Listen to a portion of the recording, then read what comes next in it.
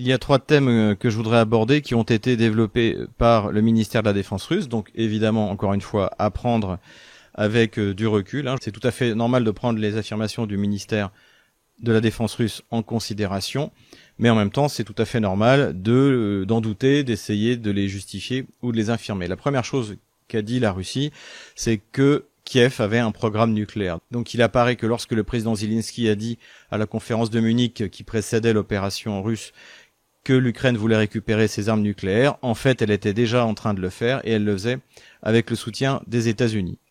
Deuxième affirmation, à mon avis plus grave, c'est que les Russes ont démantelé tout un réseau de laboratoires bactériologiques qui ont été financés, formés par Washington et qui travaillaient sur des armes bactériologiques, des maladies, alors je suis pas spécialiste, je crois comme la peste sibérienne ou des choses comme ça. Et d'ailleurs, on avait observé ces dernières années une augmentation de la poliomyélite dans le Donbass. Donc visiblement, la population ukrainienne devait fournir des animaux de laboratoire sur lesquels ces armes bactériologiques auraient été utilisées. Le ministère de la Défense russe est d'ailleurs allé plus loin en expliquant qu'il y avait un réseau de plusieurs centaines de laboratoires, donc il y en aurait autour de 30 en Ukraine d'après ce que j'ai vu, et qu'il y en aurait 300 répartis dans le monde.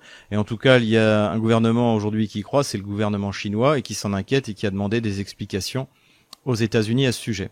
Alors au début, ça a été nié. D'ailleurs, nos fact-checkers français ont évidemment contredit immédiatement ces informations. Le problème, c'est qu'aujourd'hui, Victoria Nuland a reconnu que c'était vrai, puisqu'elle d'ailleurs elle s'est inquiétée du fait que les Russes puissent s'emparer des travaux réalisés par ces laboratoires. Donc en fait, c'est quelque chose qui a vraiment existé. Et d'ailleurs, il en était fait allusion sur le site de l'ambassade des États-Unis à Kiev, et ça a été effacé du site internet de cette ambassade. En tout cas, si c'est avéré, ça explique l'invasion surprise de l'Ukraine par la Russie.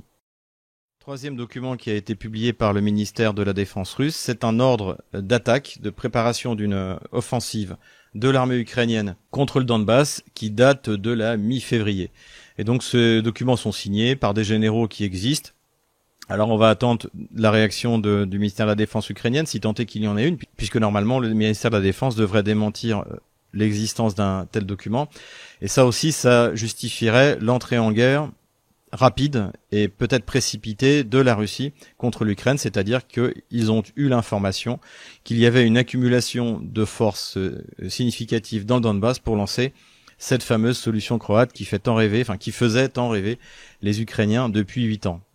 Le fait que la Russie ait dû rentrer précipitamment en guerre pour frapper le premier, exactement sur ce que Vladimir Poutine avait dit au sujet de la Syrie, les rues de Saint-Pétersbourg lui avaient appris que, en cas de bagarre inévitable, il était important de frapper le premier, explique aussi pourquoi les Russes n'ont pas rapatrié avant de lancer leur offensive la moitié des réserves qui étaient détenues en Occident, essentiellement en Europe, puisque cette moitié a été bloquée. C'est-à-dire qu'en fait, même si une intervention russe était possible, même si évidemment des plans étaient prêts depuis longtemps, les Russes à l'origine ne prévoyaient pas de mettre en œuvre ce plan et espéraient obtenir encore une fois l'application des accords de Minsk. C'est pour ça que Vladimir Poutine avait accepté de rencontrer Emmanuel Macron, de relancer le format Normandie et d'essayer de croire qu'enfin les accords de Minsk allaient pouvoir être appliqués. Donc voilà, en tout cas, ces 3 axes de recherche devront être développés. Et d'ailleurs, les Russes ont annoncé qu'ils n'avaient publié qu'une part des documents qui avaient été saisis. Donc, projet nucléaire ukrainien, projet bactériologique ukrainien, et puis projet d'épuration ethnique du Donbass, prévu, alors, a priori, d'après ce qui est marqué sur ces documents, au mois de mars. Ce qui semble aussi confirmer la volonté de Kiev de lancer une offensive dans le Donbass, c'est que l'essentiel de son armée, et ça on l'a déjà dit, s'y trouve.